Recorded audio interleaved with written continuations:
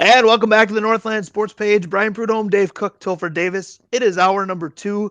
Guys, last week on hour number 2, we had a gentleman affiliated with a liquor store and judge us accordingly, but we appreciated that. So we kind of went same level, maybe even a bigger sports fan. We got a guy from a brewery, Hoops Brewing. Dave Hoops is here. Dave, welcome. You are the sports fan kind of in my world.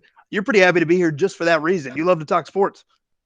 I love to talk sports so much. I miss sports so much. This when you invited me, I've been just all week just like yeah. So thanks. And Dave Cook, I've got to tell you that Dave Hoops is probably the first guest that when I invited him, he said, I really hoped you would. I wanted to reach out to you, but I didn't want to overstep. That's fun to hear. Yeah, that is fun to hear. It's like you said, we know we have two listeners. It's nice to know we have a few more than two. Yeah, anytime we have a listener who's not related to us, we appreciate it. And Dave, you've been following the show a little bit, Dave Hoops. I've got to continue to clarify. I might go Hoops and Cook for the rest of the hour, but we were talking about what our opening topic is today, and we only got halfway through it. So we're going to do the second half all together. But if you want to catch us up on your version of the first half, it's what team of all time would you like to be in a quarantined house with?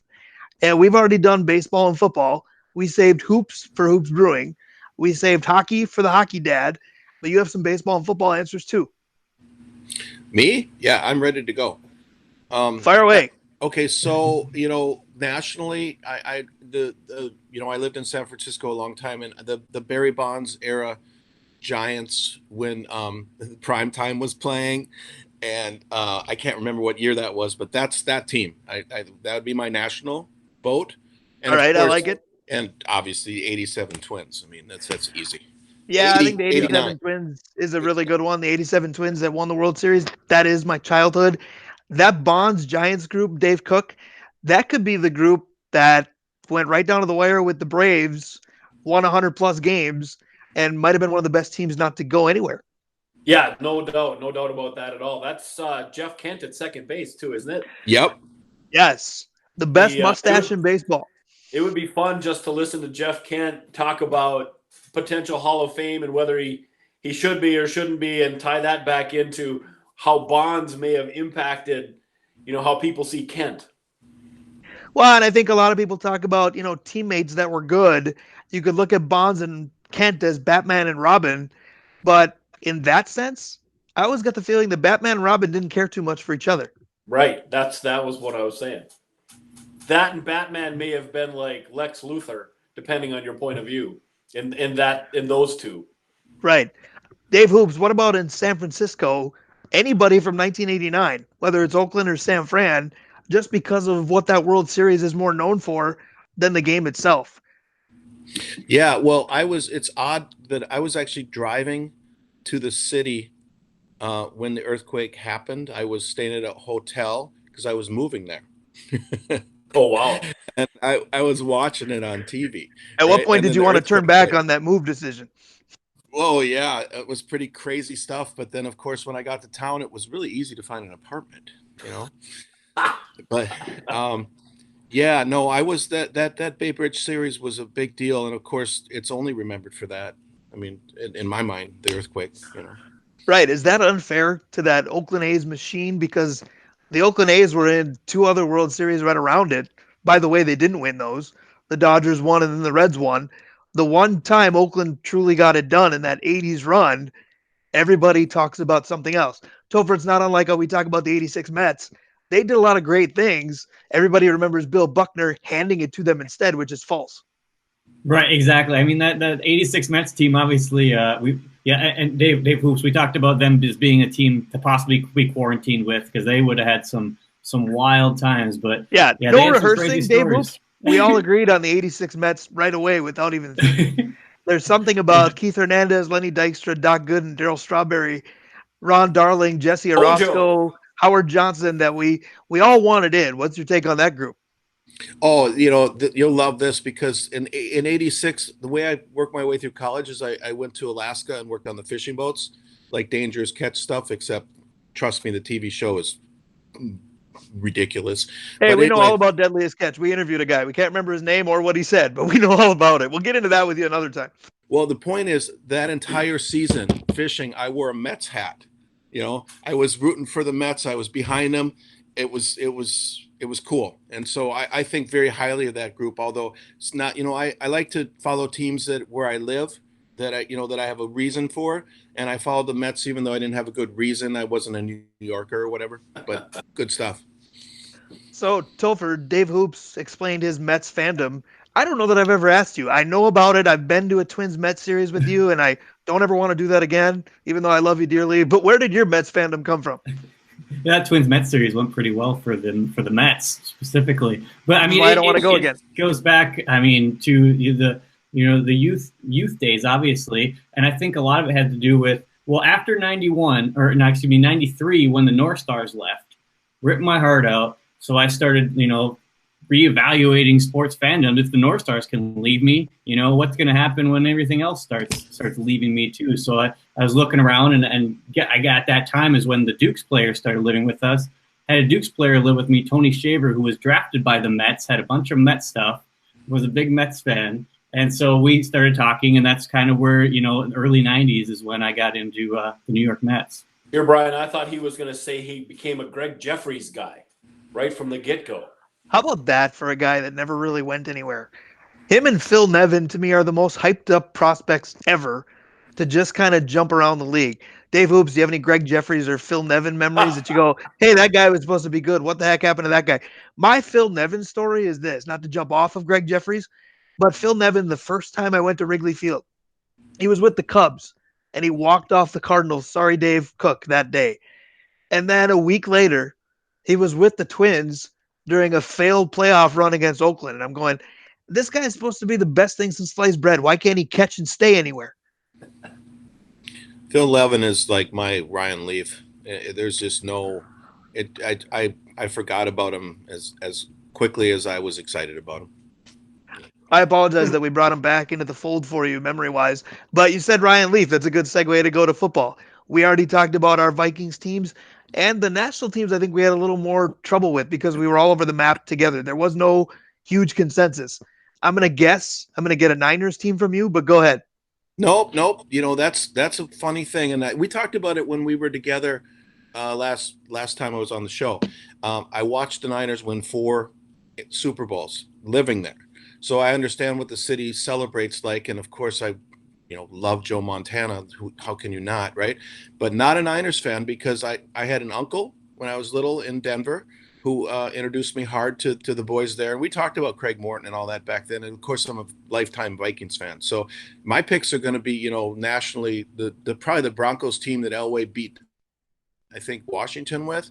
And then, of course, the Vikings. And I'm going back to Sammy White, Ahmad Rashad, those days. Yeah. Chuck Foreman. I grew up on that stuff. Worshipped it. I like that because I would take the Elway team that beats Green Bay with the helicopter run, as I call it. And then, Topher, you got to love this because so far Dave Hoops has disclosed that he wore a Mets hat during a big year, and he's big on the Broncos. Whenever hugging is okay again, I feel like you two need to. Absolutely. It's fantastic. I think Dave Hoops and I are kindred spirits here with the Mets and the Broncos love. I'm all for it. Let's go. And those Broncos teams, you mentioned, Brian, the 98 and 99 teams that went back-to-back Super Bowls in 32 and 33. That was a fun group. My guy, Terrell Davis, obviously T. Davis, I'm a big fan of all those guys. Right. Your cousin Terrell. I see the resemblance. Exactly. But yeah, absolutely. When they beat the Packers that season, as a student at Winona State at the time, we know Duluth Superior are border towns. Winona La Crosse is not much different. It made it bearable to live in my dorm when the Packers lost. Thank you, John Elway. Well, Dave, how about this? Let's go back a little bit. And how about the drive against Cleveland? Oh, when the Orange Crush came to play at the last minute. I knew that was going to happen. Didn't y'all? I mean, it's no different than Favre would have done the same thing, man. You knew it was going to happen, and it was beautiful. Yeah, it's legendary. Good point. It is. But that defense is one of the greatest defenses of all time. And to make the play they made on Biner at the end of that game, I don't know, it's one of the greatest plays you've seen. Oh, yeah. How bad of a rap does Ernest Biner get for that? Because a little bit younger, they think of Biner as a Redskin, who, by the way, was very good, who, by the way, won the whole thing. But if you look at the career of Ernest Biner, it's, oh, yeah, you fumbled. He's Bill Buckner. He's Bill Buckner of football for me. He truly is. That's a good point. So Dave Cook, we talked Yes. about the Broncos. One of the best Bronco defenders in the drive era was Carl Mecklenburg. We know where he went to school. Is he your Bronco? Is he your guy? No, I liked who was the doggone it, Brian? You asked me a question that I have an answer for, and I can't remember his name. Imagine. Wide receiver, same time. Rick Upchurch. Okay. I was an So I would have Upchurch. the wrong Rick. I'd have been like Ricky Natil back then. Really? He did it for you?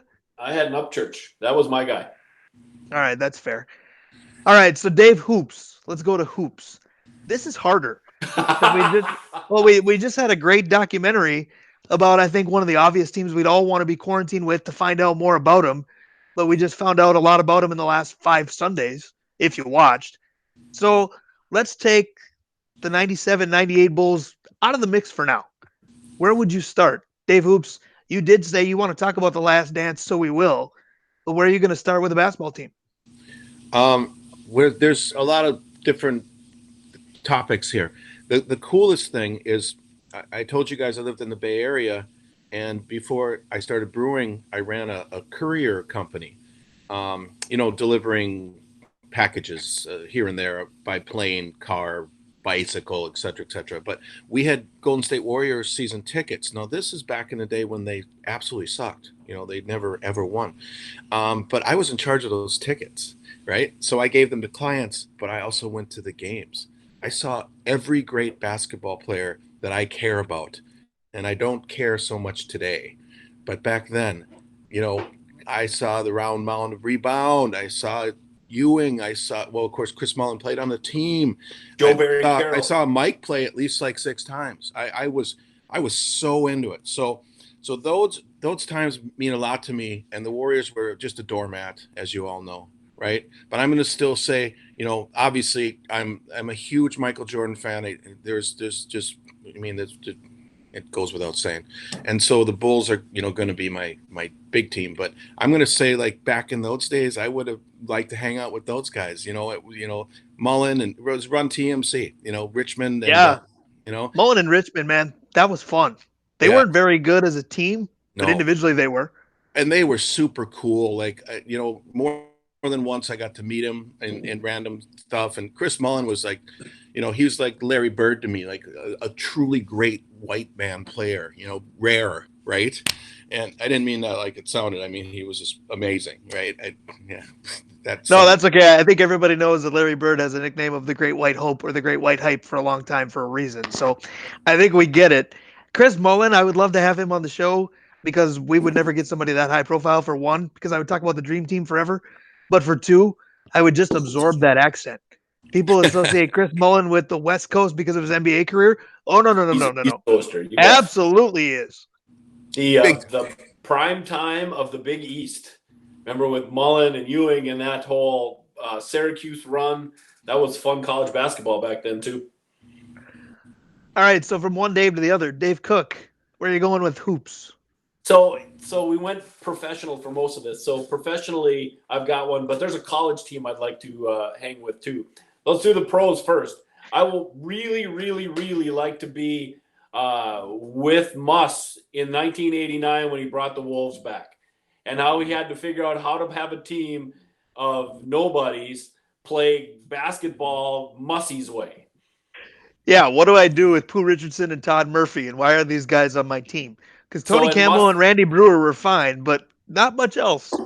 And following Mussey back, I want to see that Gopher team that threw down on Ohio State, because they were that good and they were that confident that when things went wrong, they got in a huge brawl. Well, see, now you've opened Pandora's box. Let's reverse field and let's go collegiate. Because I'm going because A, I'm hanging out in Vegas with these people, and B, the coach is just a character, and C, Stacey Augmon, Larry Johnson, etc. I'm going with the Grandmama running Rebels. Now, I would like the Fab Five. Judge me accordingly, but I would like Leitner's Duke's teams. As a child, I loved all of that group. I was kind of a bandwagon guy in the early 90s in particular. But UNLV for me, Tark, may he rest. Just tell me every story you got. That would be amazing. Eat the towel.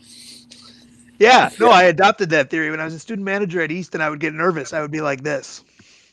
The how about Westhead and the group from with our guys, Bo Kimball and Hank Gathers, the 150 point a game team. Right. I was surprised you didn't take one of his pro teams and just say, well, they played the same way. I'll take it. So, Topher, what do you got? Slamma Jamma. Right. Phi Slamma Jamma. Yeah, let's go. Well, and that segues for me into the pro group that I would take because There I you want to go. hang with the 95 Rockets when Shaq was all the rage and Hakeem went, yeah, whatever. And Big Shot Bob was a rookie, but he was still pretty darn good. Or he might have been a second-year player, but he was still pretty darn good. If I go deeper, I'm going 86 Celtics, but then I'm not saying anything because those were all my heroes as a young kid. So I'm in the quarantine house going, and words wouldn't come out. So Yeah, there you go. Yeah, it's interesting you bring up the 95 team because I was going to say the 94-95 Magic just because I think it'd be interesting with Shaq and Penny and Horace Grant coming from the Bulls, and that would be an interesting crew just because, I don't know. And in my youth, that was a fun up-and-coming team because the Magic were nothing, and all of a sudden they showed up, and Lil Penny's got his little commercials and all that fun stuff. So I don't know. That's who I would probably roll with. See, I like that take because it would be opposite ends of the spectrum because you could talk to them about, MJ came back and that group took him out, but then the Rockets took them out. So depending upon what side of the coin you talk about, there'd be really good stories there. Right, that bit on Olajuwon is so underplayed in history because how often do you actually see the veteran get a chance on the big stage to teach the youngster that, yeah, you're okay and everything, but let me show you how it's done. Because Olajuwon just brutalized O'Neal in that series. And is there a better trade than Clyde Drexler for Otis Thorpe? Are Blazers fans to this day going, are you kidding me? I love Clyde, and I do like too. the Blazers. Well, and I like the Blazers just because Portland doesn't have any love. They should have more teams and stuff. And of course, Clyde, he was like Dr. J to me a little bit, you know. Well, and Portland is not unlike Salt Lake City. How come the Jazz aren't more loved? Because I think everybody loved the fact that MJ took them out twice to end an amazing career. I'm over here going, I really like the Jazz. Judge me accordingly. I was crushed yesterday at the Jerry Sloan news. But everybody else is like, oh, yeah, that's the team the Bulls beat. Yes, but they were a lot more than that. They were. Yes, they were having Stockton, Malone, and who can forget Adam Eaton, the last of a breed. You're just not going to see guys like that in the NBA. I think you mean Mark Eaton, but I would like to see Adam Eaton in the NBA for sure because I That's don't know. true. I don't know how many Shorter. center fielders can get it done, especially at that height. But I like that. I was like Adam Eaton. I love I was gonna say everybody talks about LeBron crossing over. I don't know too many people that talk about Adam Eaton crossing over, but maybe for good reason. But I think you're right because Utah was stuck with Adam Keefe, Mark Eaton, and Antoine Carr and Greg Ostertag trying to play the big man. But Dave Hoops, didn't MJ's Bulls prove you didn't need a dominant big man to win anyway? Because nobody's going to tell you that Bill Cartwright or Bill Wennington were dominant, or Luke Longley, for God's sake. No, MJ's Bulls proved that you can build a team from the ground up and keep players playing and not build super teams. Really, I mean, the kids today don't realize that team came up from the bottom, and Michael was just an amazing rookie, and they built the team. And they really never hired any super players. I mean, the Worm was considered at the end of his career, right? So yeah, you needed a team, and that's what you're saying. So here's a question though, because the triangle worked with MJ with no good center, in my opinion, but then the triangle goes to LA and has one of the best centers ever and still works. Why? Because Phil's a genius. That's exactly what I wanted you to say. Go ahead and expand on that. Well, it's just a beautiful thing. Getting to see that behind the scenes stuff really blew me away. But yeah, Phil went from having, the greatest player who ever lived to having two of the greatest players who ever lived, but one was a big man, right? And he just tailored it just a little bit different. And because of that, I mean, Shaq became Shaq, in my opinion, in LA, not in Orlando. That's just my 2 cents. Yeah. I agree with that, at least notoriety-wise and refining his game. I feel like, big men are raw when they first come out. I feel like that's what Brian Hill got with the Magic. He got a really raw talent, He was breaking backboards, but there was no refinement to his game. The LA Shaq was completely different. Topher, you're nodding in agreement. Well, I think you're absolutely right. I think that's part of why I'd like to be quarantined with the younger Shaq, because it was a little crazier time and a little more wild. That's part of what I was going for there. I totally agree that his game got more refined with LA, with Phil Jackson, and playing with such good players. But I don't know. I don't want to be quarantined with the Lakers team. That's part of my thought. Unless we're talking about the Minneapolis Lakers. Amen to that. Or even prior Laker. I don't know. Somebody else, Detroit Lakes, something like that. I might go that route. Dave Cook, I want to go back to your T-Wolves answer, because that first group would be interesting, partly because of who was on it, partly because of who coached it, but partly because of where they played. Yeah. I want to know what it was like to play in the Metrodome with maybe not it full every night, but the potential for 50,000 people watching an NBA game. Well, that no depth behind the backboard, you're shooting against glass with nothing behind it but blackness. That had to be, and they weren't playing in facilities like that at all, except in Syracuse, right? Because the Carrier Dome was the only other facility like that. So it would have been, that whole season would be just a blast to be like a reporter who trailed along the whole year. Well, the other thing too about the Wolves is, just like the 87 and 91 Twins, the winners are perceived as low-hanging fruit. But the winningest Timberwolves team is that 03-04 group. But wouldn't you want to be part of that one anyway, just because it's got Sprewell, it's got Cassell, it's got NBA icons on it besides KG. Minnesota, in an NBA landscape since the Minneapolis Lakers left, is not known for iconic personalities. That group had it. Wouldn't you want to just keep that one pristine and go pay more attention to Bill Blair and J.R. Ryder and all the messes that happened? I mean, that one we can put on the trophy shelf, right? And we can go pay attention to all the garbage. No, because I want to talk to Latrell Sprewell and just say, what is your family eating that you're so concerned about feeding them on that contract? Don't forget, there are questions that you don't get to ask that hopefully in this scenario you could. That's 05-06, isn't it? Well, either way, I mean, that discussion came about, and maybe if somebody's playing music in the quarantine, I just want to dance with Mark Madsen so I don't look like a terrible dancer. All right, hockey. It's going to be the toughest one for me, so I'm going to go last. Anybody want to volunteer to go first? I'll go. All right. That's easy for me. Have at it. Floor is yours. Anybody that knows me at all knows that I am just a rabid San Jose Sharks fan. I bleed teal, and I always get the question from Wild fans at the bar. I've got some jerseys hanging up there, and people are always hammering on me because I'm a Sharks fan. And then, of course, I explained to them that, when I was living in San Francisco and I watched Mario Lemieux just eviscerate my team in the Stanley Cup Finals with young Yager, broke my heart. Just like you mentioned, they just ripped my heart. Norm Green, if somebody deserves to go south. But anyway, so they took my team away, all of our team guys, and then they made this amazing thing, where the Cavaliers owner, what was his name? Help me out here. George Gund. He was the minority owner of the Dallas Stars or the Minnesota North Stars. Yeah. He was the minority owner who started the San Jose Sharks, and they started off of the North Stars. Right. You guys know that, right? I do. Yes. Right. So all of a sudden I went from just crying on my couch to having a team that had some North Stars on it, number one. Number two, had an expansion draft and was in my town playing at the Cow Palace, 7,000 seats.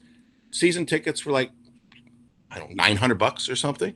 So I immediately signed up, and now I've been a lifelong Sharks fan since the first game they've ever played. So I'm going to quarantine with the team that the year, it was like 2001, I think. My favorite all-time player in hockey, hands down, bar none, is Mr. Teemu Selanne. And they traded for him. I'm about to cry. It was great. So he came to the Sharks. They went deep in the playoffs. They lost, but that's my team. I'm quarantined with that team and Joe Thornton and the boys. That's it. I love it. That emotion is genuine. It's funny how the ticket prices makes a difference too. Topher, you might remember the 1991 North Star documentary we watched. Every commercial break in that documentary is like, buy a ticket and we'll give you a second season ticket for $1. And it was like, whoa, how much were they hurting to get butts in the seats? Yeah, exactly. It's interesting to look back at that time, and I love the passion, Dave. And again, Dave and I are kindred spirits about the emotions that come out of those North Stars Right. being Gopher can't driven grow a away. beard. I assume if he did, it's just Dave Hoops. It's the same guy. Yeah, it's crazy. It's crazy. I love it. I love it. That passion for the Sharks is pretty cool. And that's one place I'd love to go watch a game is in San Jose because the fans there. I mean, California's not thought of as a hockey market, but San Jose definitely has glommed onto that team, and it's amazing. I got to There we jump go. in and just say, Oh, look at that. Laura's creating your background. You've got Oh. Sharks memorabilia over your shoulder. Kudos I to got Laura to jump. Hoops. Like every time I tell that story at the bar to Wild fans who are hammering on me, I got no problem with the Wild. I mean, I wish them well, right? But then I always say, thank you. And are you insane that you gave us Brett Burns? That's the other topic that always is a huge thing for me. He wasn't good yet. You got a much better version than we had. He wanted to be good. Right. Jock just wouldn't let him be him. Amen to He that. was an all-star, Brian. We've gone over this before. He was good with the Wild. He was Right. an all-star. He averaged about 5 goals and 25 points with the Wild. Look at the difference. He's tripled that in San Jose. Silence. I'm taking that as a victory. I'm taking silence as a win. No, you're so entirely wrong on this one. It could have been great. He wasn't great till he left. He was not garbage. He was great when he left, but he was very good with the Minnesota Wild too. The Sharks knew what they were getting. Right. Yeah, he wasn't getting some unknown commodity. If nobody looks at stats, he was great here. Right, but he signed a contract extension on the runway, on the tarmac, when he stepped out of the plane in California, right? And I will say, and I got to give Wild fans credit because they have good passion. I think they're not enough supportive enough of their team when they're not good. If the Sharks win one game or 100, I'm the same, right? But when I tell them the story, especially these young kids, they back off me, and they're always respectful. Then they think it's okay that I got Shark stuff up. Kind of cool. Yeah, that does give a fan leeway, and I think the North Stars opened that up for a lot of people to walk away and enjoy another team. We had to. I have a cousin who is a diehard Red Wings fan, and I'm like, how did that happen? She goes, North Stars walked away from me. The NHL said it was okay for me to pick another team. What else are you gonna do? Either that, or you're gonna walk away from the sport. That's not going to happen in Minnesota. What are you going to do? Yeah, it's tough to do that. That's for sure. Anybody going to go way off the chain when it comes to picking a Wild team? Because I would pick the one where Derek Bugard and Todd Fedoruk were teammates.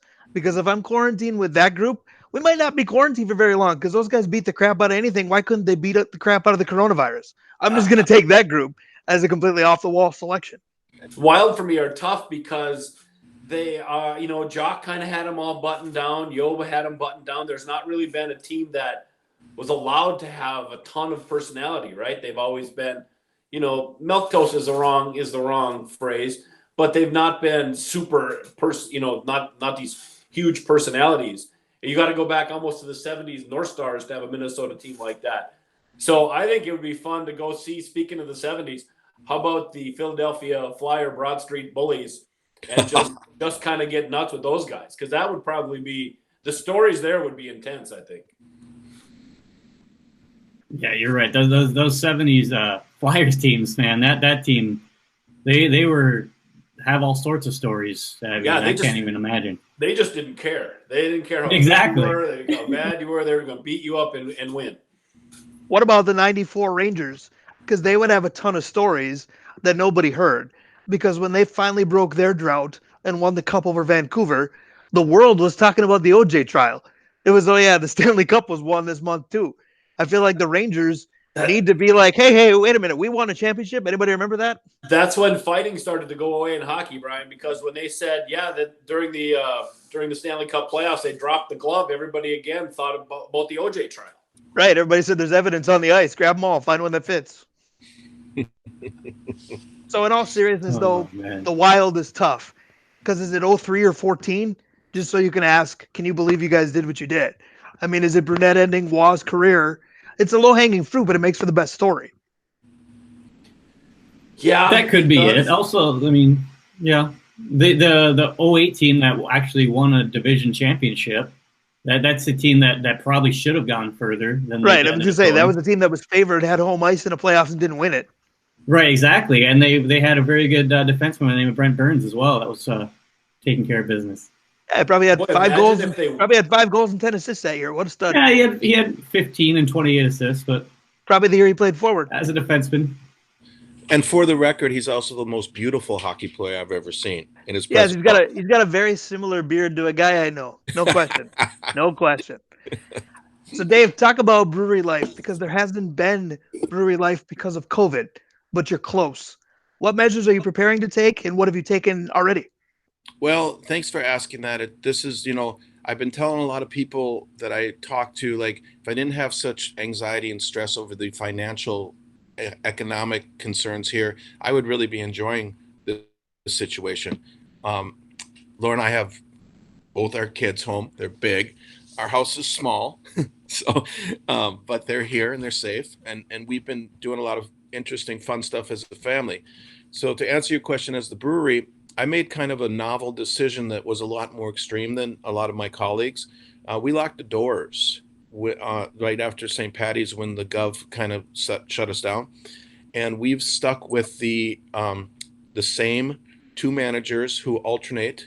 We're open 2 to 6 every day, just for curbside. Okay, and those two alternate, and then we have two brewers who alternate, and then we've got my son Finn, who you guys are familiar with, and Michael Sutherland, and Charlie Erickson, his best friends, who all work So at wait a the. minute. You basically are quarantined with a hockey team already. You've got a good group just with those three.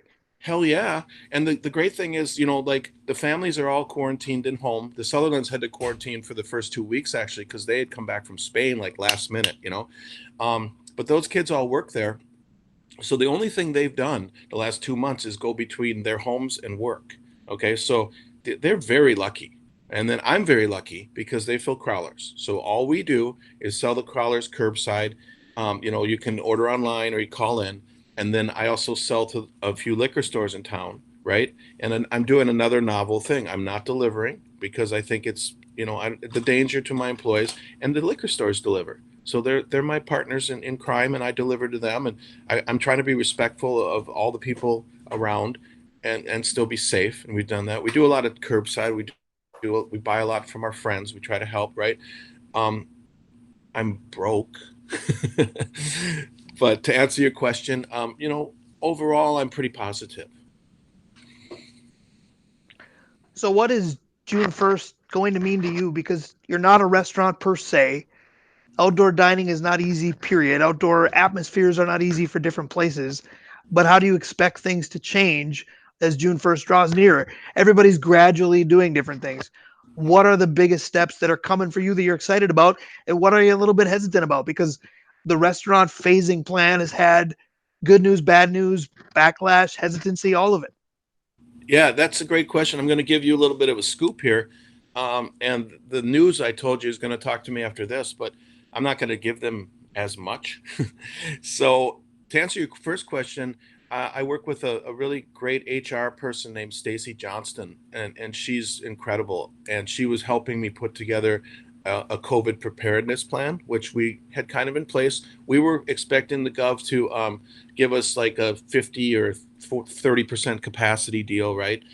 With social distancing and staggered shifts for employees and such. And frankly, that we could do that. Our place is so big, right?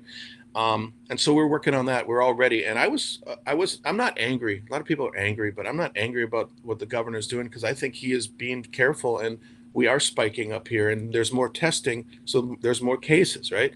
So when he said that, the first thing I was like, okay, what am I going to do? Right now, let's hypothetically, let's say that there's a really huge parking lot behind my business with a really nice view of downtown and this big boat. Hypothetically, yes. Yeah, and really no wind and really nice sunshine. Um, let's hypothetically say that my landlord, he's a great guy, his name's Dan Meyerhoff, and I really love him. Um, let's say hypothetically we look at doing some kind of an outdoor beer garden for folks, to sit and look at that big boat and sit in the sun at less than 50 people, with some beers on tap and a little music. and maybe like an occasional food truck. Like I'm going to plug Eddie from Oasis Del Norte right now, or something like that, hypothetically.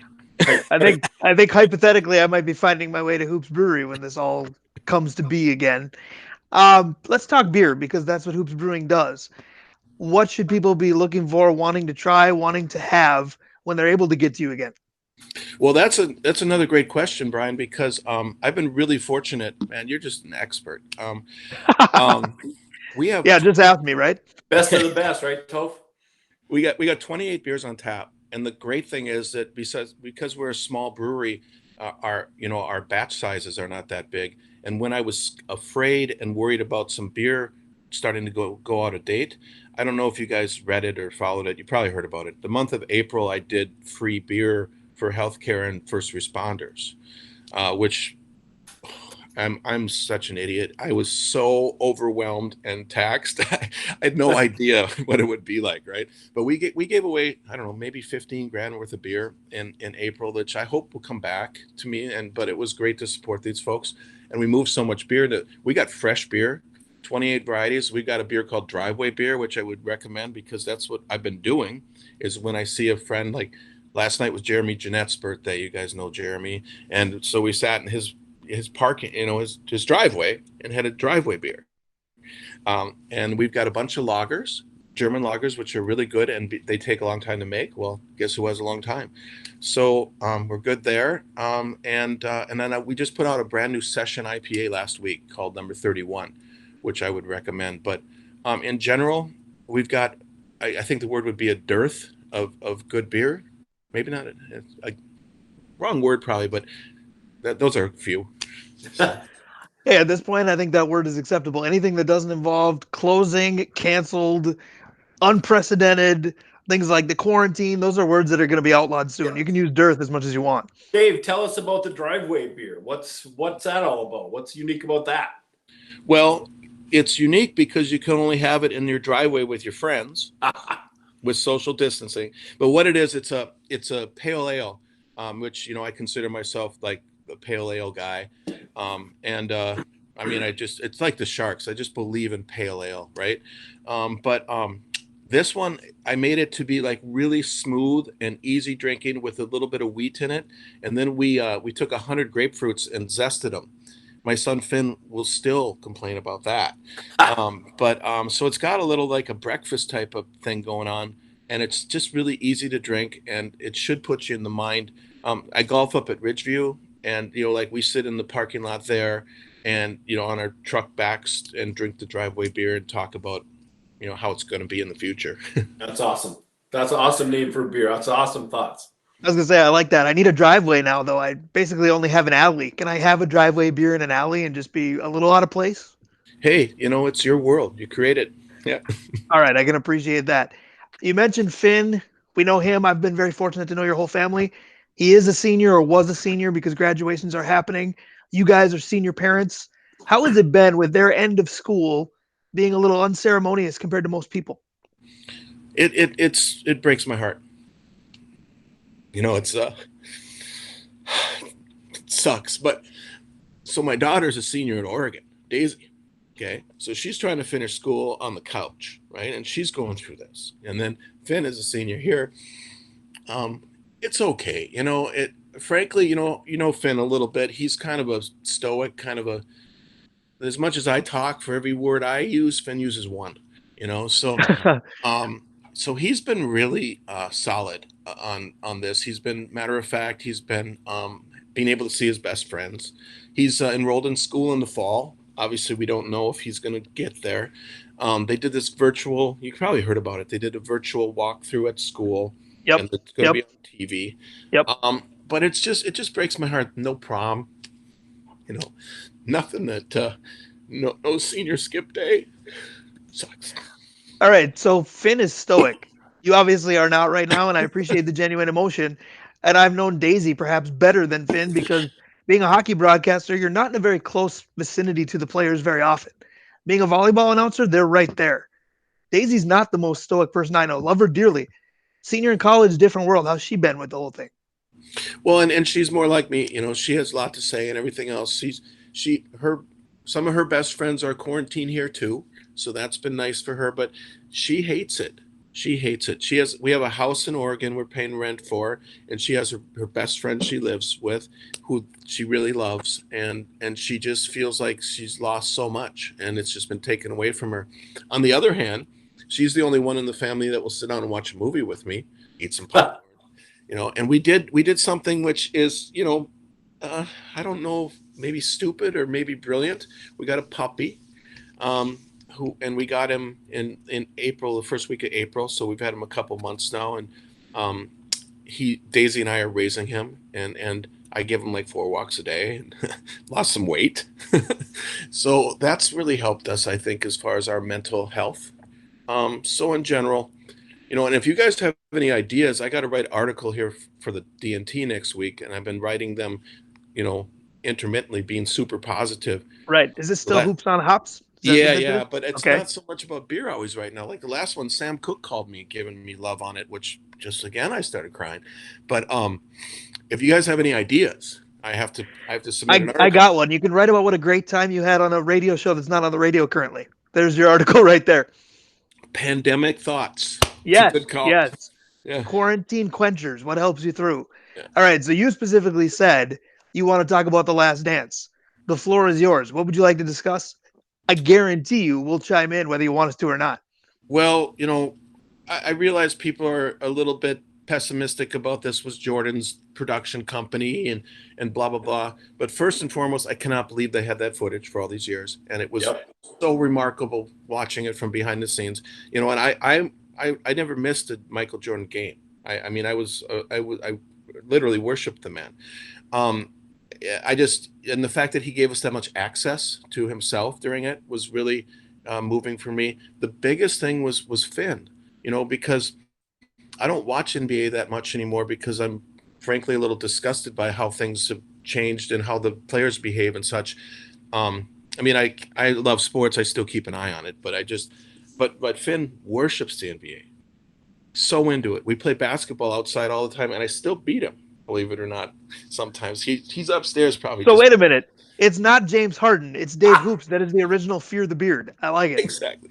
So the great thing was watching Finn Hoops be able to see how great Michael was, and how much it opened his eyes, and God, it was like must see TV for us. It was just like we couldn't wait.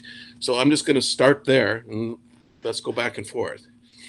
Well, I want to ask about the backlash that has ensued because Scotty's supposedly mad. Horace is going, this was a lie, this was a lie, this was a lie. I loved it. I watched every second. I cherished it. And hate to say this, but I wasn't a big MJ fan when he played. But this footage, this access was unbelievable. But if it was actually false, did we all get hoodwinked a little bit here? What do you think? What do I think? I don't care. I'm just totally stoked about what happened, and Scotty doesn't seem mad to me. He got portrayed pretty well. I didn't realize he had that many trouble with Krause, but right. Maybe I did it. I don't think anybody did. Right, but I think those guys got portrayed pretty well, and Michael just, I mean, he's a single focused individual. You don't see that very often, and because of that, of course, yeah, he's going to come off as quite a bit, right? But I don't care what those other guys say. Maybe I'm being naive. I like the motivational factors that he used. It was like, okay, that guy winked at me funny. Now it's personal. I mean, it was the way that somebody who was the best in the game. The fact that I love Dan Marley. There was a segment where he said that he was motivated by people's praise for Dan Marley. And I'm going, if Michael Jordan thinks Dan Marley's on his level at all, as a Dan Marley fan, I'm thrilled. But secondly, I'm going, this guy will take motivation wherever he wants to find it. That, instead of calling a guy going, want to build a super team, was what I loved. I cannot agree with you more. And the fact that they let us see Karl Malone come in and give him love in the bus was so classy. It really was. Another reason I wish the Utah Jazz got more credit. Dave, go ahead. Yeah, there's a couple things that I really thought was interesting, and how the show sort of starts when WGN brought that Bulls team is really the first national team, right? Because everybody got to see them on WGN. So the memories then got to meld with the show that we just watched, which I thought was pretty cool. John Krasinski in The Athletic had a really good article the other day about how MJ, because he grew up with the team, like you guys were saying earlier in the show, that leadership style, everybody expected it. But Jimmy Butler brought the same mindset to the Timberwolves and blew the place up because he didn't have that panache that Jordan had built up over the years. It was interesting to see Jordan say kind of the same thing that Butler said when he came to the Timberwolves, and how it worked in Chicago and how it nuked the franchise here. Well, I think that's interesting because, I mean, obviously it didn't work for Jimmy Butler, but at the same time, Jimmy Butler didn't have the same gravitas as Michael Jordan did at that point. When Michael Jordan really started getting into the hounding teammates and stuff like that, he had some rings and some serious hardware to back that up. And I think that's probably a little bit part of it. And I mean, he wasn't afraid to back down from anyone. I don't know if the same Michael Jordan tactics would work today. I don't know if LeBron James used that same stuff, this exact same thing that Michael Jordan did. I don't think it would work. I wonder if Scott Burrell would continue playing in today's age versus putting up with it then. And that's kind of the difference in personalities now. Dave Hoops, you mentioned you don't like the NBA as much now. I agree with you 4,000%. But did seeing something like this save the sport because it rejuvenates interest, or does it make it worse because you go, well, this isn't what I watched in the documentary. This is you get sneezed on and guys pretend they tear an ACL. I think it did. First, I want to make a little aside as well. Like I keep bringing up Finn, but one of the great things he said on last Sunday was he said, Dad, I know how great Wayne Gretzky is, but in today's game, he'd be an average player. Michael Jordan would dominate in today's game. And that was, I thought, unbelievably astute of the kid, right? So that being said, I think it created new fans from the, that didn't know that the NBA used to be that way, with Detroit, the Bad Boys, and just all these star players and everything. I think that the league needs to work off of this and stop the I'm sorry about the swearing. You know what I mean? They need to make basketball about basketball again. And I think when they come back after this pandemic, they have an opportunity. Our country has had an opportunity to come together, right, during this. And that's a different topic. But the NBA has an opportunity to come together and give us a product that we can be proud of. What about the insight we got to Steve Kerr? Because I thought, I know the three-point shooter. I know the coach. I was alive for his career, so I know this. I didn't know anything about the family. For me, Beirut was a drinking game. I didn't know much about the situation. That was really kind of an eyebrow-raising idea. I didn't know it either. It was amazing and unique, yeah. Well, that's the thing. Did anybody know about that for such a major occurrence? I feel that was the most under-the-rug big thing that came out of this. I mean, we knew about B.J. Armstrong's big game, and you go, really? You just glared at the bench? You're so screwed. Everybody knew about everything Dennis Rodman did because it was fun. Did anybody know about Steve Kerr? I feel like everybody, my phone was blowing up during that episode, texting going, you know everything about sports, which I don't, but some friends think that. They go, did you know this? Not a clue. Yeah, I thought the Steve Kerr, the stuff we learned about Steve Kerr across all the episodes really put him in a different light. I think the fight between him and Jordan and how that changed Kerr's career. And frankly, you hear now about different athletes and different times, when they stand up, right? When they're being challenged with something and they stand up, and how that changes, their career trajectory or whatnot. And then to see it with the greatest player ever and who might turn out to be the greatest coach ever, where they met together, and how Kerr became the guy he is now today because of standing up, frankly, to a bully. That's a good point. And besides Kerr, Rodman, Pippen, Horace to an extent, were we all reminded of just how bad some of Jordan's teams were? Jordan himself was pretty great. But you look at those championships and the guys being interviewed and you're going, Bill Wennington, Judd Bushler, Scott Burrell was a nice player for Charlotte, not really for the Bulls. I loved Ron Harper. Ron Harper went from 20 points a game everywhere else to like 7 with the Bulls. Jordan really carried these teams. Oh, yeah. How about the tone the when Jordan was playing, Tony Kukoc, he's a big deal. But looking at it now, again, I don't know what kind of player he'd have been without being on that team at that time.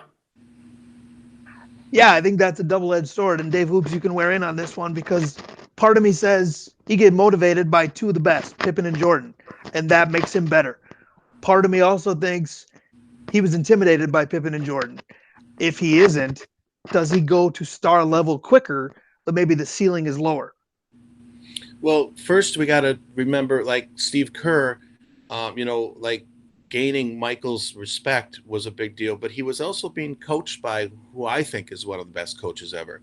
And certainly Kerr has really taken that to the bank with his super teams, right?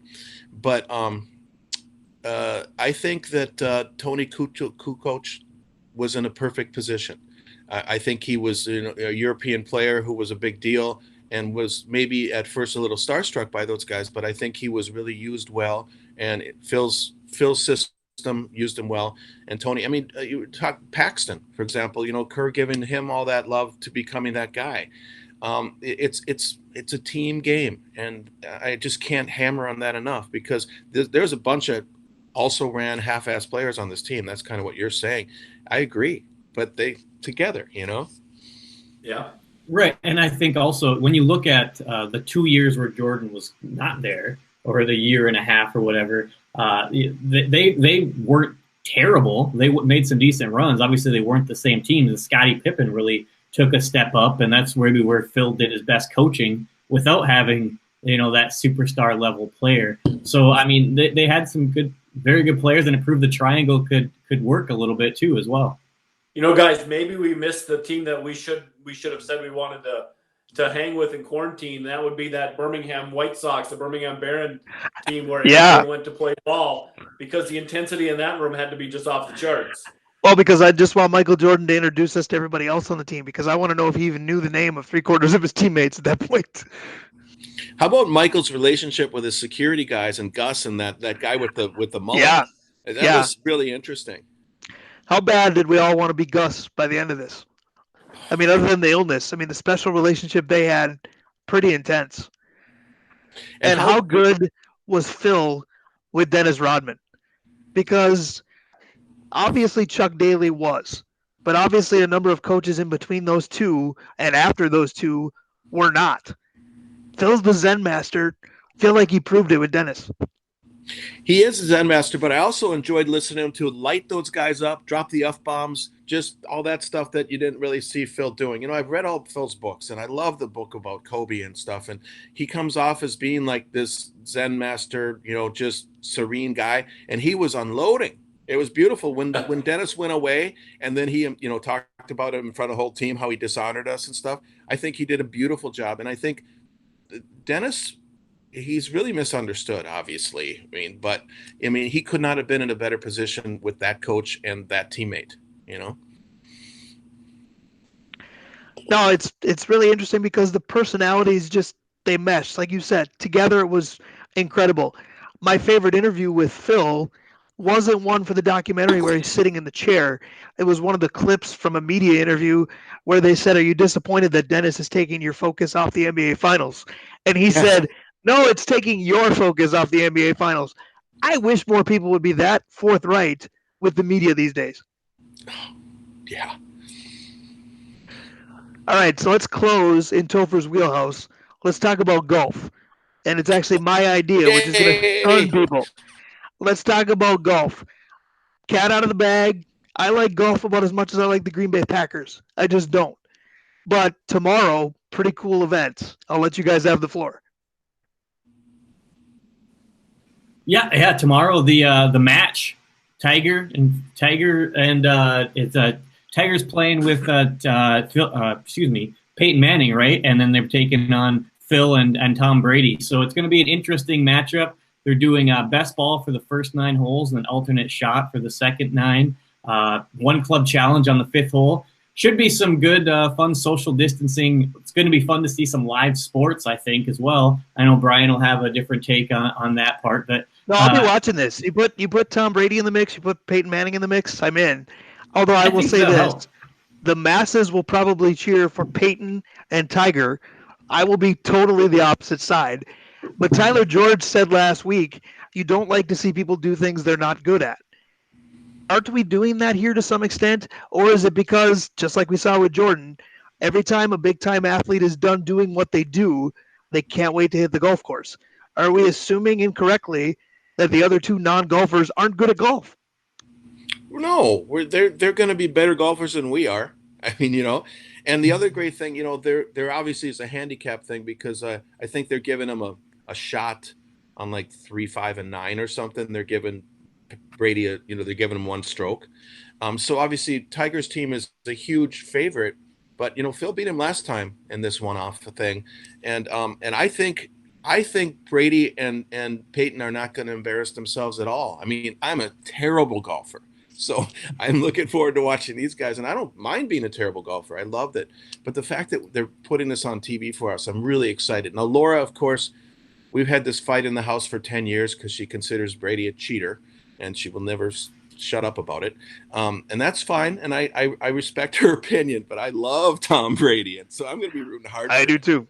I think that they are misplaced on the teams. I think Tiger and Brady would have been nice because of the intensity of the moment, and I think Phil and Peyton would have just been fun to walk around behind, and they'd probably have a couple, and the stories are probably better. While Brady and Tiger are gonna hold the clubs a little bit tighter and do everything to win.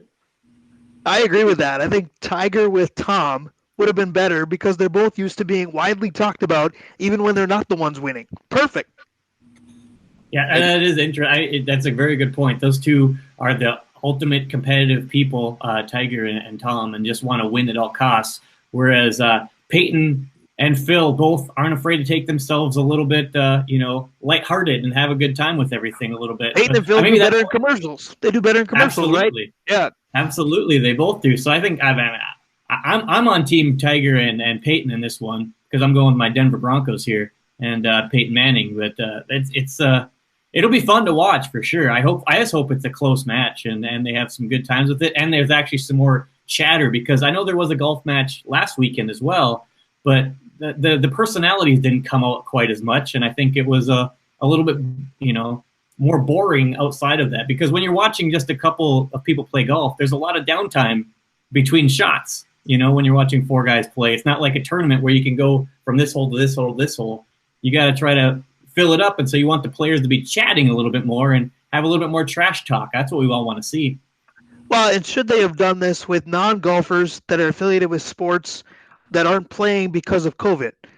Now, the NFL might get affected. We know that. But they're in their off-season anyway. Would you have rather seen 2 baseball players, 2 hockey players, 2 basketball players join these two? Well, hockey players, as you guys know, are all better at golf than any other sport, including hockey. Ball strikers, probably in some cases. But Tony Romo showed that he's got really serious game, and I like this because the star power it matters, and I love Phil too. He seems so lighthearted and stuff. I think it's great that they've got 2 superstars. Well, they got 4 superstars, so I'm okay with it.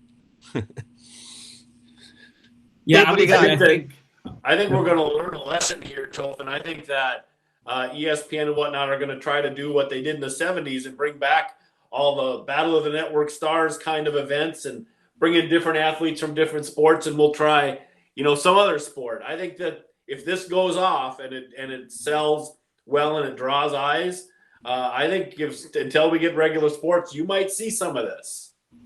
Well, why don't they do? Right. Why don't they do more of this in golf? Because to me, the Ryder Cup, the match play, draws more non-golf fans into the mix versus the 4-day tournaments every year. When, while we're talking about made for TV, I'm sure that you know this, but so every Sunday now they're going to have 30 by 30s on ESPN. Right. Some cool stuff coming up, right? Tom Brady will be next with the Jordan-esque documentary. Yeah. But here's what's cool. Did you know this? All week long this week now, NBC is going to play primetime old school retro Saturday Night Lives, and you're going to have the Peyton Manning one where he throws the football at the little kids. You're going to have Tom Brady. I saw a preview for it. There's a bunch of just like classically funny, big time people on it all week long on primetime. So you can segue, push that. So how far back are they going to go? Are we going to see Rosanna Dana again? Are we going to see Landshark? Are we going to see Buckwheat? Who's your We're gonna see- favorite SNL character of all time? Go. Oh man. Well, I'm gonna. Bear in mind, Somebody we've got good. about 3 minutes. Bad time to open Pandora's box, but go. Bill Murray. Bill Murray as? Oh, as Bill- the lounge singer. Okay. Bill Murray has his 1 year in Saturday Night Live. Him and Chevy. What about Dan Aykroyd as the toy store owner when he's got the toys that are the bag of glass? Who doesn't need a good bag of glass for Christmas? What about the there's church so lady? much. Dave, I know you and I love Dana Carvey's stand-up. We still talk about it. Yeah, but you know, Can you say eviction Yeah, notice? no. That was one of my favorites too. there's two guys in Saturday Night Live that I think are kind of pillars. One is Belushi because he's the one that kind of got it all started. But I think Phil Hartman is really underrated because he did everything for years. Yep. Yeah. One of my favorites of Phil Hartman, he didn't really do anything. You guys remember Phil Hartman as Tarzan? It was great. That's all he did, but it was perfect. Oh, that's outstanding. That's outstanding. And then you get into some of the, still some Mike Myers and Adam Sandler and some of those guys too. I mean, just Chris Farley. SNL. Chris Chris Farley. Farley as Matt Oh. Foley may The never best. be topped. May never be topped. The Sandler David went- Spade version during when he was doing when Farley was doing that, and David Spade lost his stuff live on TV. That's Right. one of my favorite Saturday Night Live episodes. Absolutely. Sandler went the furthest or one of the furthest, but does he have a character that resonates? For me, it's like he was Canteen Boy, but what else was he? Opera Man? Boy, Maybe? Opera Man. Opera Man. Yeah. Yeah. Wow. Good stuff. Sorry to derail the Oh, conversation. I just Oh, thought that was No. awesome. Never be. That's one of the best flexibilities of this show. But we are about to wrap up, so you get the floor again, Dave Hoops. Tell everybody what they should know as you get ready to do business, not as usual, but with a proverbial new normal. Get people to come see you because we want to. We want everybody to. Yeah, thank you. Well, go to our website, hoopsbrewing.com, and you can order. You can see every beer on tap, and you can read about every beer on tap, and you can order it online through PayPal or on the site. And like I said, 2 to 6 every day. You can call the brewery at our numbers 218-606-1666. Kind of an interesting number, huh?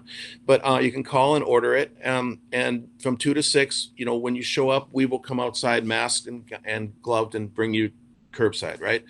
Stay tuned to our social media, which is on Instagram, Facebook, and Twitter. And I'm going to plug Daisy. I do interns for marketing, and my new intern, my last intern got a great job. So Daisy, my daughter, is running that now, and I run Twitter, which is really not outstanding, but the other platforms are great. So look at them, and we'll be making announcements on what we're going to do with this fictional beer hall that is not really fictional. So we'll go there, and I really appreciate the opportunity to plug that and to hang out with you guys. It's super awesome. Oh, no, it was great. You mentioned 2 to Yeah. 6. What do you do, Dave, if it takes me from 2 to 6 to finish this? And go ahead and plug this specific beer that I'm trying. Well, take little sips. I mean, that's all you got to do. Like That's what I've been doing. Don't tell anyone. The last hour. But the Saison, yeah, that's an interesting beer that is fun to drink. And, in all the cases, the reason I sell crowlers only to go is because they're small. They're the oil can, the Australian. That's only 2 cans of beer in your hand. Most of us can handle that in 4 hours, even Brian, I think, probably, as opposed to a growler, which is impossible to put down, and you got to, seal it and all that stuff. So, so just keep supporting local business, not just me, anybody that you can. That's really what this is about, and be positive. All right. We usually do a pick 'em during the football season to end it. So let's close with this. Tiger with Peyton or Phil and Tom? Who wins tomorrow? Dave Cook, you go first. I think Tiger and Peyton win because the better golfer has.